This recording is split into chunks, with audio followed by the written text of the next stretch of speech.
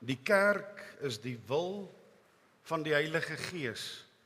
Die kerk is gestig deur die Heilige Gees en die kerk word deur die Heilige Gees in stand gehou.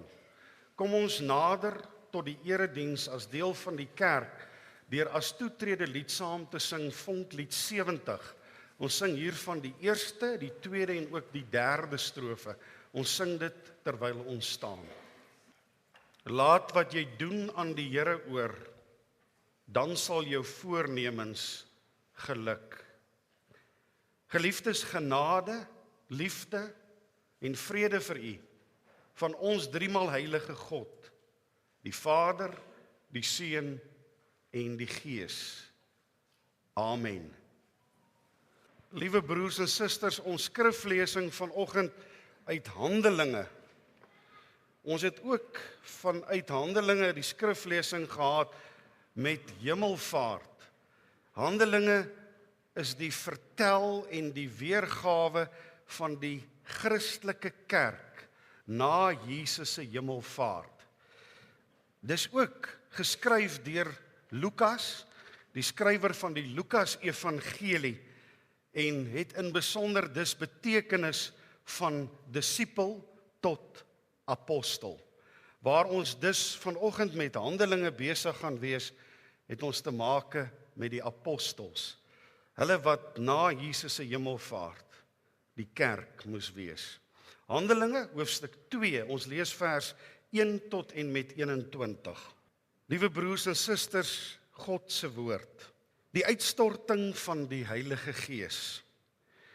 Toe die dag van die Pinksterfees aanbreek, was hulle almal op een plek bymekaar. Skielik was daar 'n geluid uit die hemel, soos 'n geweldige stormwind, en dit het die hele vertrek gevul waar hulle gesit het. Hulle het iets soos vuur gesien, wat in tonge verdeel en op elkeen van hulle gekom het. Almal is met die Heilige Gees vervul, en hulle het in ander tale begin praat, soos die Heilige Gees dit aan hulle gegee het om onder sy leiding te doen. Daar het godsdienstige Jode uit al die nasies onder die son in Jerusalem gewoon.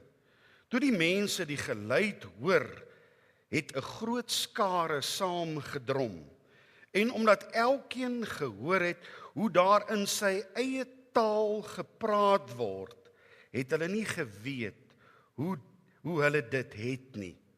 Verras en verbaas sê hulle toe, die mense wat daar praat is tog almal Galileërs.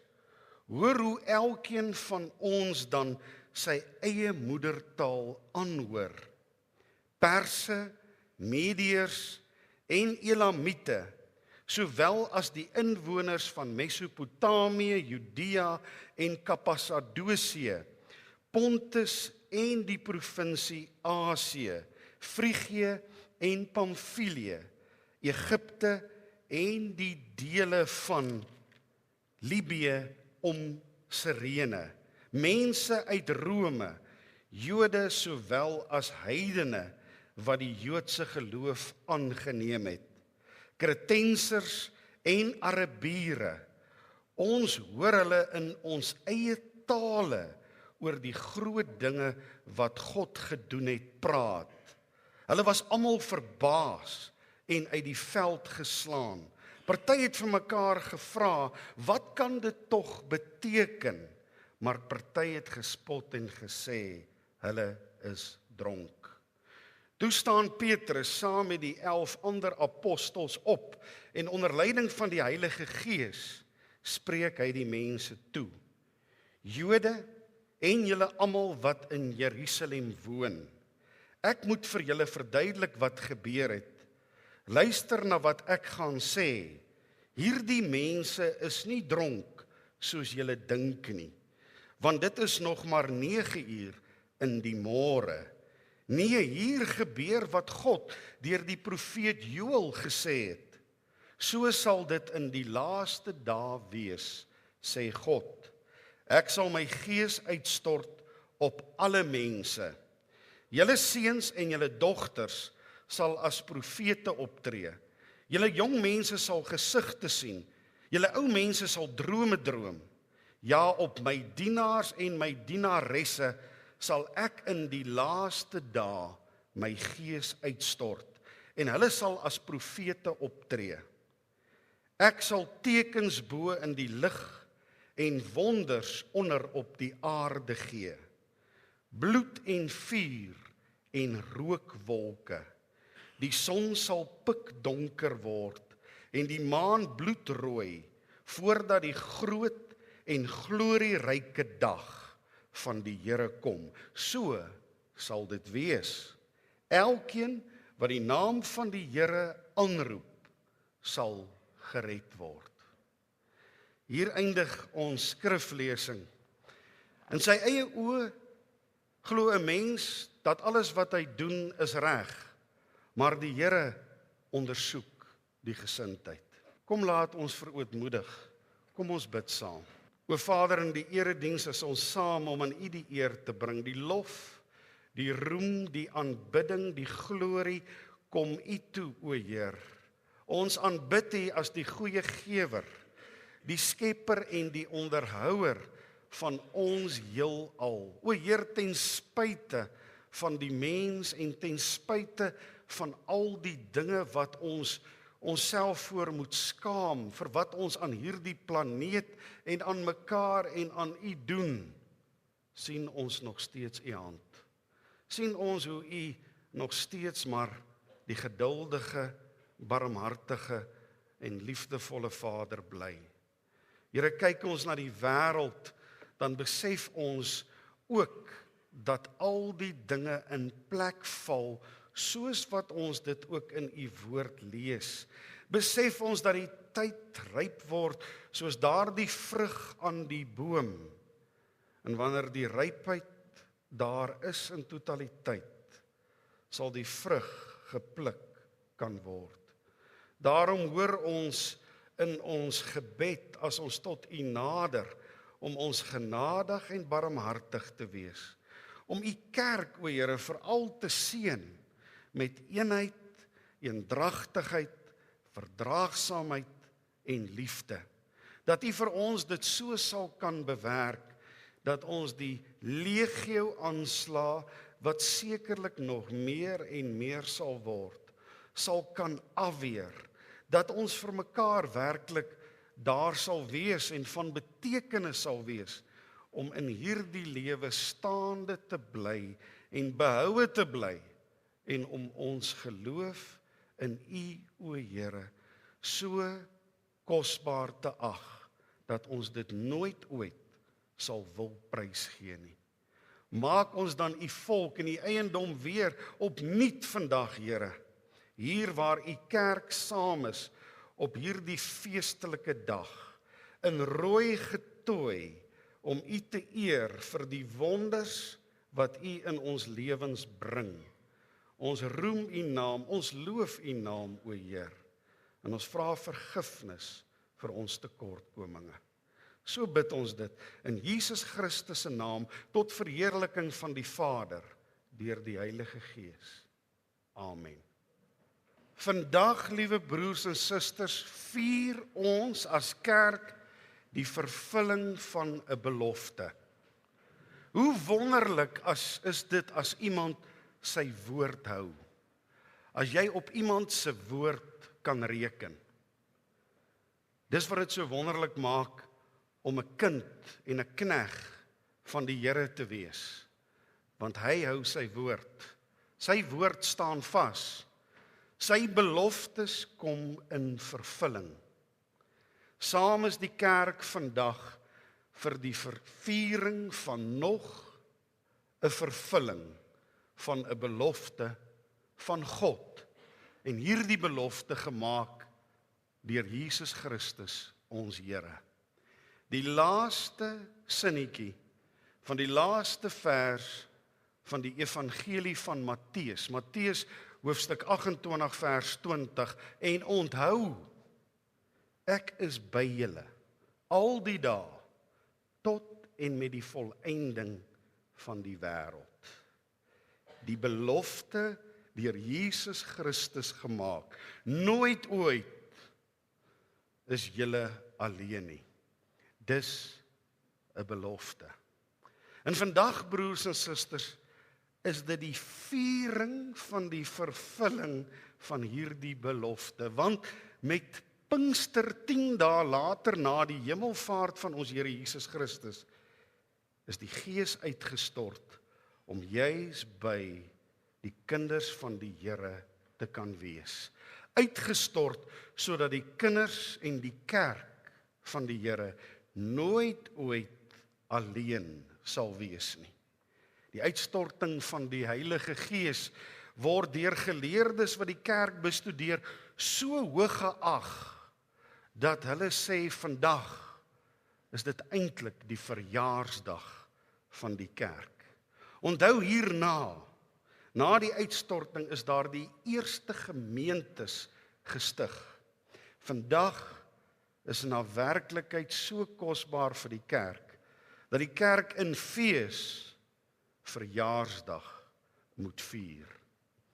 Die Jode was daar by mekaar, het ons gelees, om die Pinksterfees van die Ou Testament te vier. Dit was genoem die fees van die weke of die fees van die oes. Dit was 'n dankbaarheidsfees wat hulle gevier het om vir die Here dankie te sê vir sy sorg en sy seën in hulle lewens. Hierdie fees is dan gevier gewoonlik baie naby aan die einde van die oes. Dan het die Jode van die Ou Testament ook offersaam tempel toe gebring om dankie te sê daar.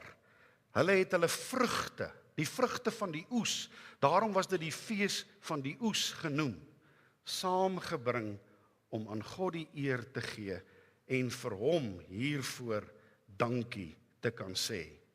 Hierdie fees is deur Israel gevier 7 weke na die Pasga. En jy onthou, die Pasga was die fees wat deur Israel gevier is as herinnering van die feit dat God hulle vanuit Egipte uit die slawehuis bevry het. Dis daardie geleentheid, die Pasga, waar die lam sonder gebrek geslag moes word, soos destyds daar in Egipte Moses dit vir die gesinne deurgegee het. Slag 'n lam sonder gebrek en smeer die bloed aan die kusyne. Die Pasga is jaarliks daarna deur die Joodse gelowiges gevier om daardie verlossingsgeleentheid in herinnering te bring. En nou, 7 weke later op die 50ste dag, die fees van die weke, die fees van die oes, dankie dat u vir ons gesorg het. Want die agtergrond van hierdie laasgenoemde fees, die fees van die oes of die Pinksterfees of die fees van die weke was, die tradisie het gesê, dit het die volk 50 dae geneem om vanaf Egipte tot by die berg Horeb te kom. Eintlik Sinai, die berg Sinai, sy regte naam. 50 dae om daar uit te kom. Met ander woorde, deur die Rietsee, terwyl hulle die vuurkolom en die wolkkolom volg, tot by die berg Sinai, waar God aan hulle verskyn het. Dis die geleentheid waar Moses opgegaan het na die berg en God met hom gepraat het. Hierdie geleentheid was na die bevryding vanuit Egipte vir die volk van God 'n nuwe begin. 'n Geleentheid om oor te begin, om dinge in hulle lewe reg te maak. God het hom opnuut weer daar by die berg Sinai aan hulle verbind. En gee hy sy wet, die plate met die 10 gebooie daarop aan Moses en sê, dis die rigsnoer, wees my volk. 'n Nuwe begin met die volk van God daar by die berg Sinai gemaak. En terwyl die Jode dan daardie dag met Pinkster, terwyl Jesus 10 dae van tevore opgevaar het na die hemel, by mekaar was om hierdie fees te vier, gebeur daar iets indrukwekkend. Ons lees van 'n geweldige geluid. iets soos 'n stormwind wat die vertrek gevul het waar die apostels gesit het, en gou-gou het hierdie geluid in sy groot dreuning 'n groot skare saamgeroep, saamgetrek. Daardie vertrek was gevul met hierdie harde geluid en het hulle toe 4 vlamme en 4 tonge op hulle eie liggame gesien verskyn. Net soos wat daar by die berg Sinaï met God se verskyning wind en vuur en harde stem geluid was, gebeur dit nou weer. Hier waar die apostels in die tyd van die Nuwe Testament saam is, beleef hulle hierdie Gods verskyning. En ons lees, hulle word met die Heilige Gees vervul. En ons lees, hulle kry die vermoë om in tale te praat. En die skrif sê, om in tale te praat soos wat die Heilige Gees dit gee, en soos wat dit onder leiding van die Heilige Gees gebeur het. Ons lees ook, daar was 'n klomp Jode wat in Jerusalem woonagtig was. Hulle word godsdienstige Jode genoem, bedoelende mense wat die Joodse geloof aangehang het, maar wat afkomstig was uit verskillende volke en nasies. Nou moet ons eers weer teruggaan in tyd, na die jaar 587 voor Christus. Babylonië val Jerusalem binne. 586 val Jerusalem en die tempel en die Jode versprei oor die destydse bekende wêreld, van Egipte tot Babylonië. Hierdie verspreiding van die godsdienstige Jode word die diaspora genoem. En daar waar hulle bly, behou hulle godsdiens. Maar hulle neem ander volke se tale aan en uiteindelik trek hulle soos die jare verbygaan terug na Jerusalem toe, soos wat ons dit in die 1940s ook gesien het. Die Jode gaan terug Jerusalem toe. En nou 33 na Christus plus minus, met ander woorde plus minus 700 jaar later, praat hierdie Jode in Jerusalem verskillende tale. En nou, terwyl die Gees van God op hierdie apostels van hom kom, herken hierdie Jode hulle eie taal vanuit die mond van die apostels. Hulle hoor hulle moedertaal. Hulle hoor die taal wat hulle ma gepraat het en sê hulle, "Sjoe, daardie ouens is dan Galileërs. Hulle is veronderstel om Aramees te praat." Nou praat hulle al daardie tale van al daardie nasies waarvan ons gelees het. Hulle sê daar in vers 11, "Ons het gehoor hoe hulle in ons eie tale oor die groot dade wat God gedoen het, praat. Hoe wonderlik, hoe soet om die evangelie in jou moedertaal te kan hoor. Hoe wonderlik dat Afrikaans beskikbaar is in die 33 vertaling, die 53 vertaling, die 83 vertaling en nou onlangs die 2020 vertaling. Hierdie mense opgewonde om die woord van God in hulle eie taal, hulle moedertaal te kan hoor. Ons lees, hulle is verbaas. Hulle is verstom. Hulle is uit die veld geslaan. Hier gebeur iets wonderlik. Ons is geseënd met 'n Bybelgenootskap wat die Bybel al in soveel tale vertaal het. In Suid-Afrika 11 tale. Hulle werk aan Khoi en al die ander moeilike tale om dit ook te vertaal sodat mense die Bybel in hulle eie taal, hulle moedertaal kan lees. Selfs tale van buurlande is die Bybel al in vertaal deur dit wat die Bybelgenootskap doen. U en my bydra daarvoor maandeliks maak hierdie opgewondenheid moontlik. Hoor, Ek hoor die woord van die Here in Afrikaans. Ek hoor die woord van die Here in my moedertaal. Probeer oor hierdie dinge van die hart praat in 'n ander taal. Dis nie moontlik nie. Ons sukkel. Ons dink vandag se dae, dis dalk om in 'n ander taal dit te hoor. Hoor dit in jou moedertaal en wees bly soos wat die Gees dit vir hierdie apostels gegee het. Nie vreemde, onverklaarbare en onverstaanbare tale nie, maar die tale van die wêreld, die tale wat die mense dan nou praat. Verstom en verbaas, uit die veld geslaan. Hierdie wonderwerk, broers en susters, het gebeur vir een rede. Die evangelie moet verkondig word. Die mense moet die boodskap hoor. Dis die kerk se werk. Klaar, wil 'n mens sê. Dis wat die kerk moet doen. Die evangelie moet uitgedra word. God gee sy Gees om hierdie apostels te vernuwe, te verander, die vermoë te gee om hierdie tale te kan praat.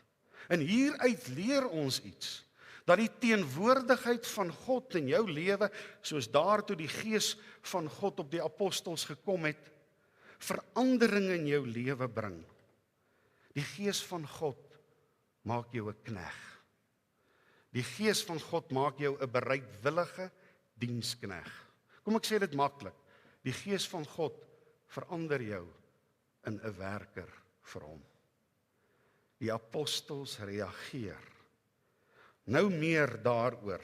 Die vervulling van die Gees, broers en susters, maak dat 'n mens beskikbaar, bereidwillig en ook bekwaam is om hierdie goeie tyding as draer te kan uitdra. Dis die Gees wat ons roep. Dis die Gees wat die vermoë gee dat ons dit kan doen. So wonderlik die belewenis. Maar dan is daar sekere mense wat sê, "Sjoe, daai klomp is seker dronk. Hulle het seker 'n dop in omdat hulle so te kere gaan."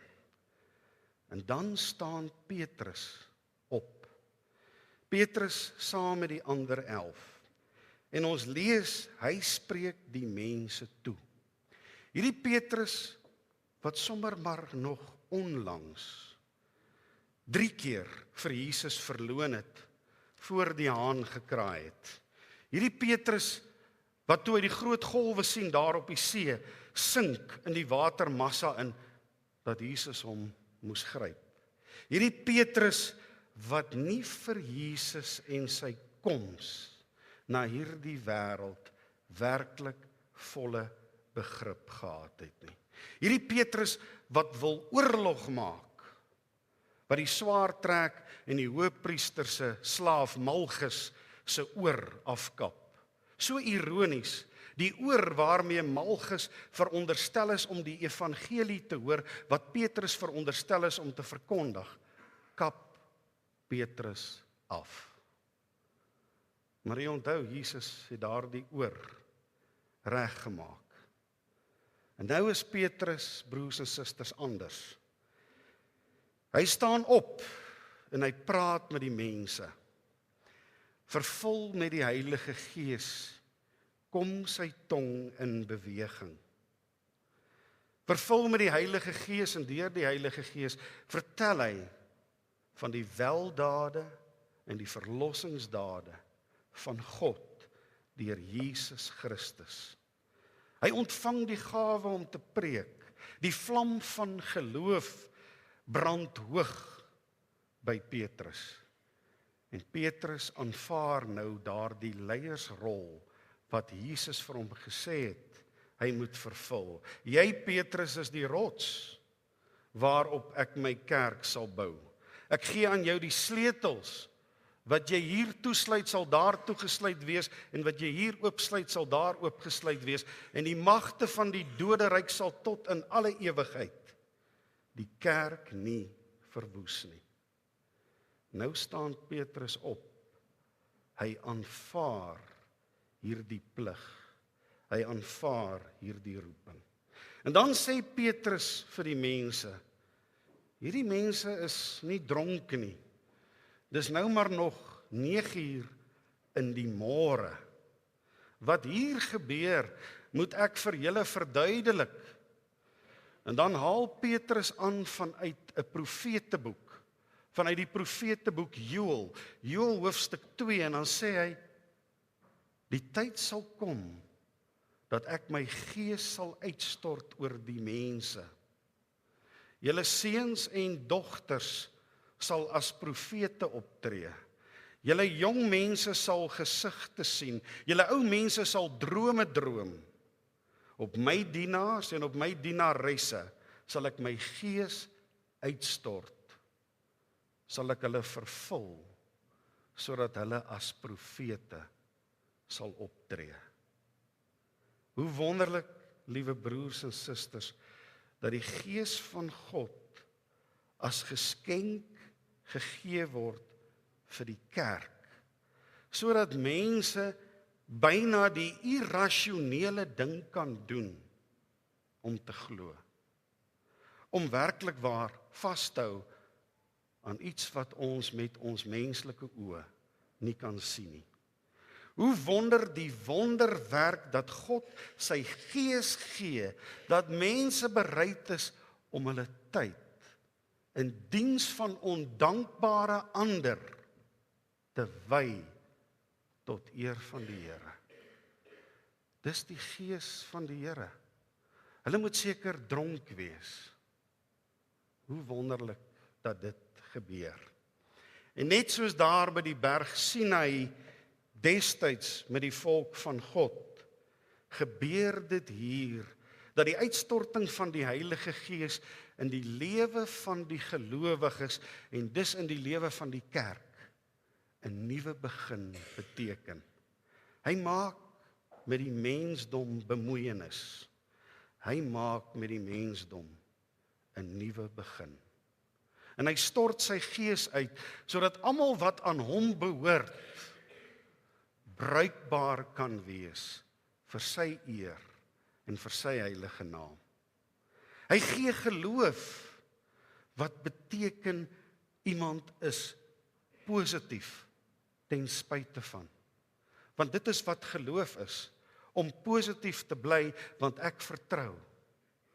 My hand is in sy hand.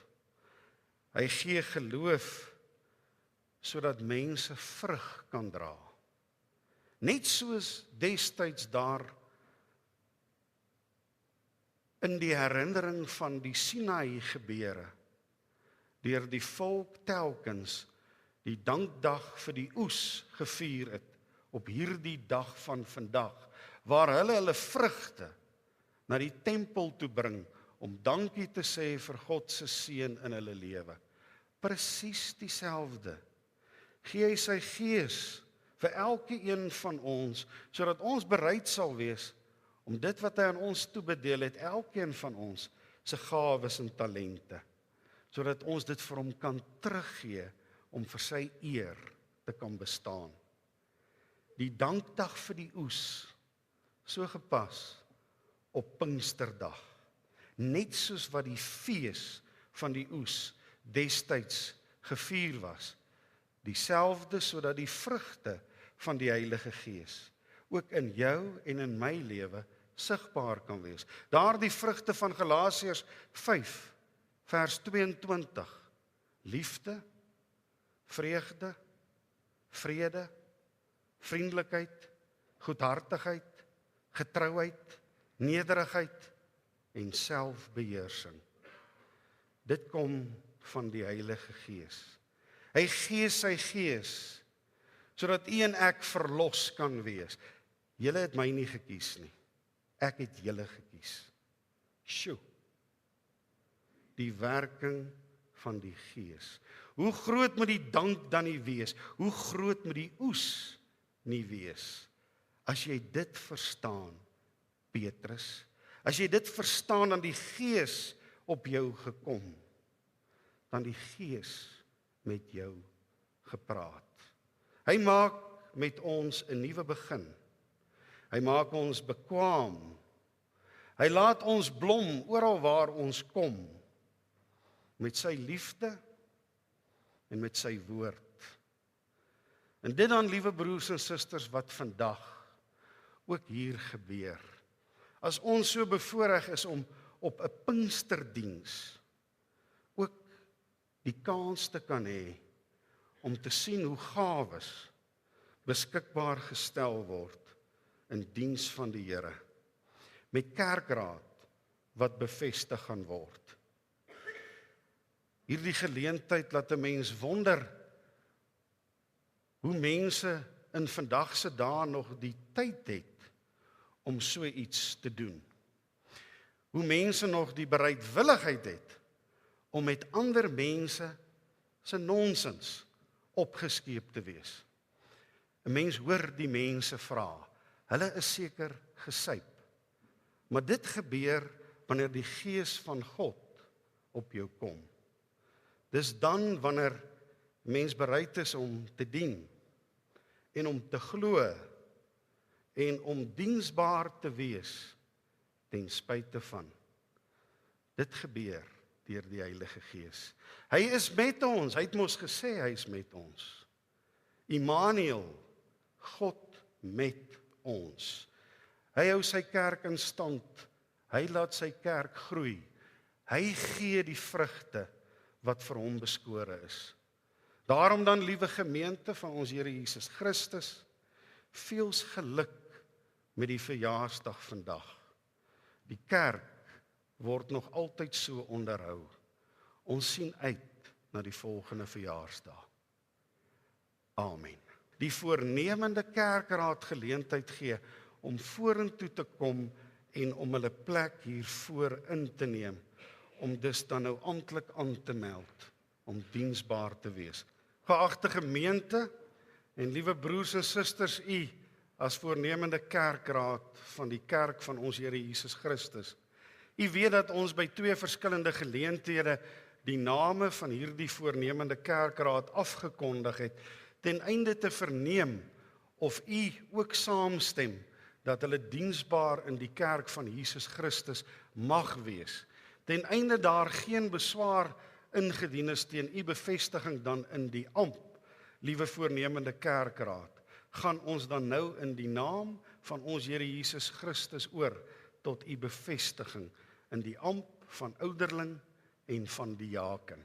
Om dit te kan doen, moet u as voornemende kerkraad en ons as gemeente weer aanhoor die opsomming in die formulier van wat hierdie amptswerk presies dan behels, sodat dit altyd tot eer en verheerliking van ons Here Jesus Christus kan geskied. Ten eerste dan nou die amptswerk van die ouderling. Ten eerste moet ouderlinge saam met die dienaars van die woord opsig hou oor die gemeente wat aan hulle toevertrou is. Die gemeente is die skape van ons Here Jesus Christus en die herders is die ouderlinge wat na hierdie kudde moet omsien.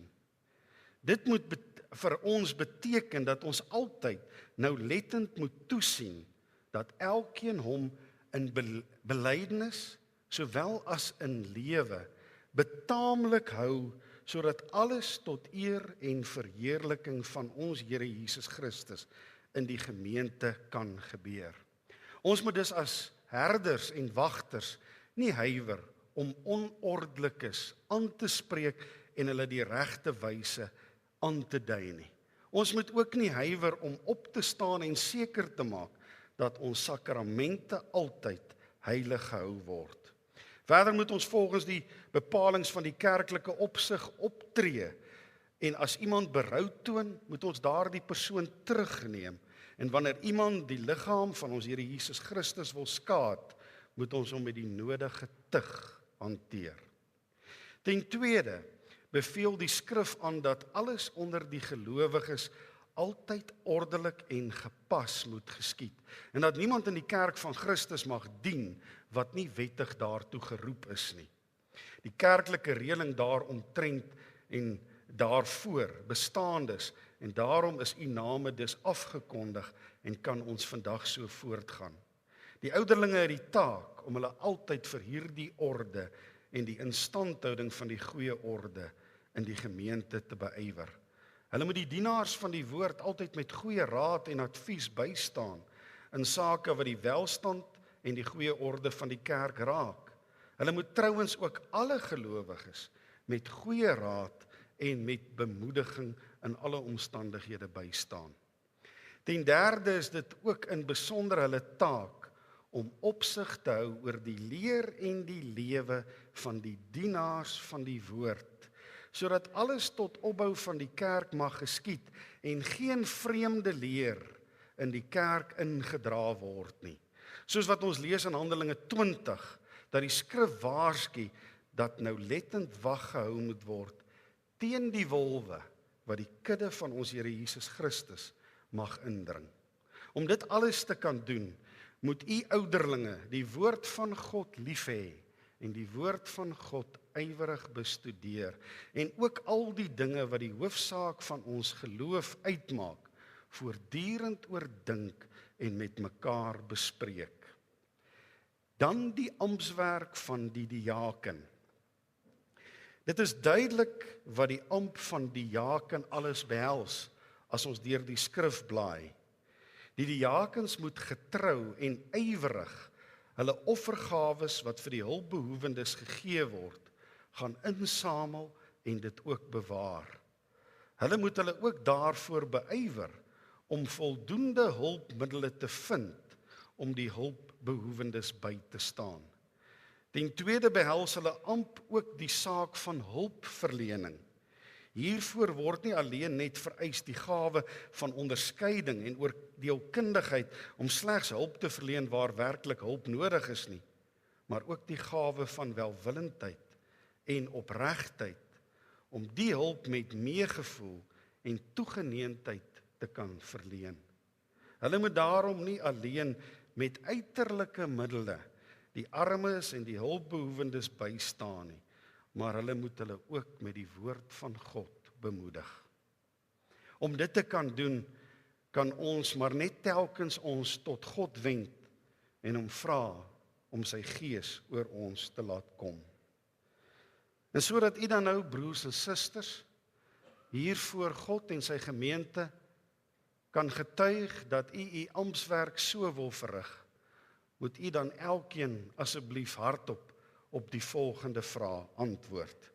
Ten eerste, is u daarvan oortuig dat u wettig deur die gemeente van God en daarom deur God self geroep is en dat u weet, hy is die een wat u tot diens bring tot eer van sy naam.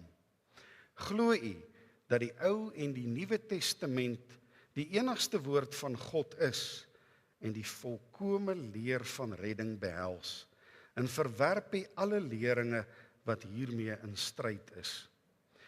Ten derde, beloof u om u ampt soos wat dit aan u voorgehou is, getrou in ooreenstemming met hierdie leer te vervul.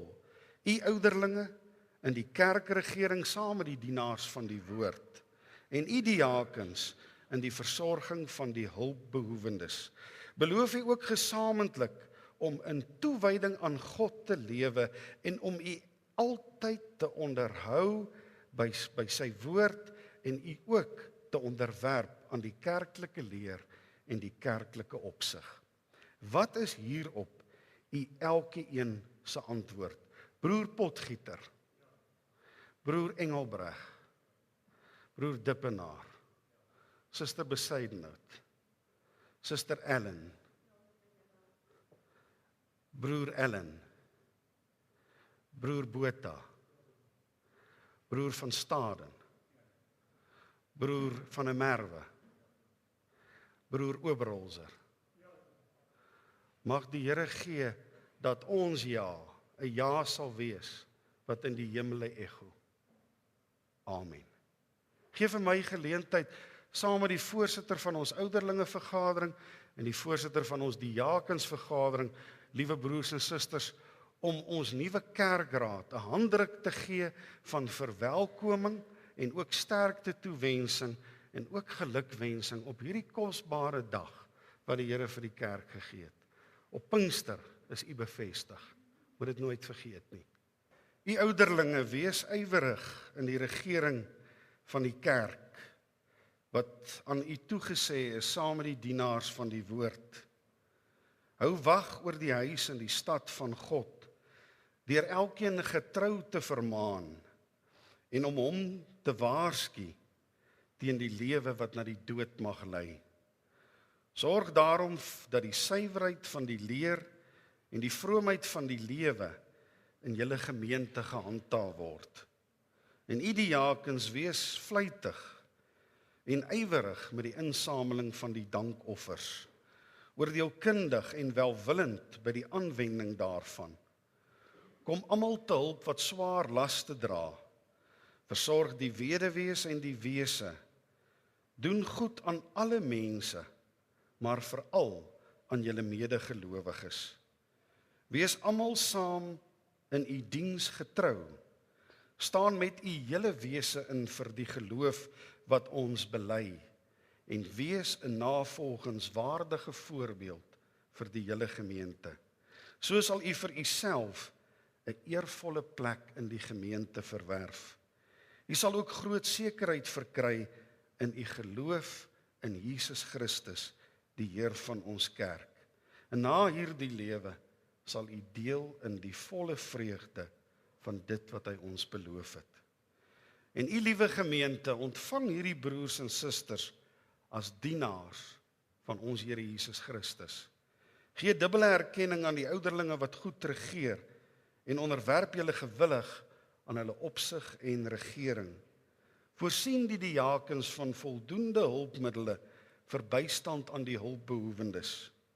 Die van u wat die middele het, moet mededeelsaam wees en mildelik bydra, en die hulpbehoewendes erken u afhanklikheid voor God.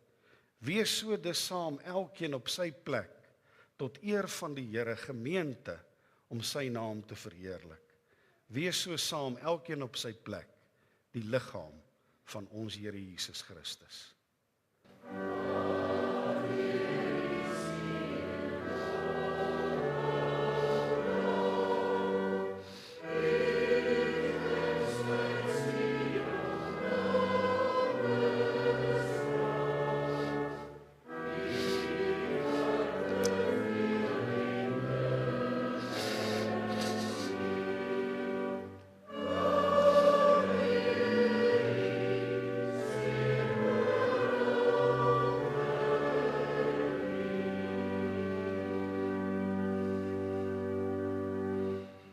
Ontvang die seën van die Here en gaan in vrede.